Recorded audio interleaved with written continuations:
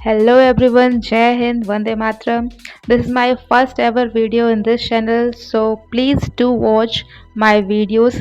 इस वीडियो में मैंने आपको वार्म अप बताए हुए हैं। मैंने सारे पॉइंट्स कवर किए हैं वार्म अप के, जो हम एक्सरसाइज के पहले करते हैं।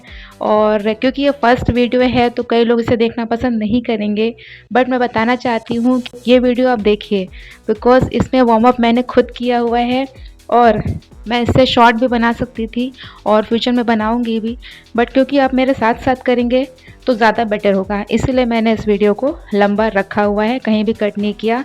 एडिटिंग ज़रूर की है, वो आप जानते ही हैं, बट मैं चाहती हूँ कि आप मेरे साथ साथ करें। वीडियो लंबा ज़रूर है, बोरिंग लग सकता है कई लोगों को, बट मैंने बहुत मेहनत से बनाया है, तो मैं चाहती हूँ कि आप लोग ज़रूर इसे देखें। और जो लोग सच में वेट लॉस करना चाहते हैं, जो लोग सच में अपने आप को हेल्दी एंड फिट रखना चाहते हैं, वो ज़रूर इस वार्म अप को देखें। वीडियो 10 मिनट्स लॉन्ग हो चुका है, पर मैं चाहती हूँ कि एटलीस्ट आप लोग 10 मिनट तो ज़रूर करें वार्म अप। 10 मिनट्स करेंगे तभी तो आपको पसीना आएगा, स्वेटिंग होगी और आपका वेट लॉस होगा।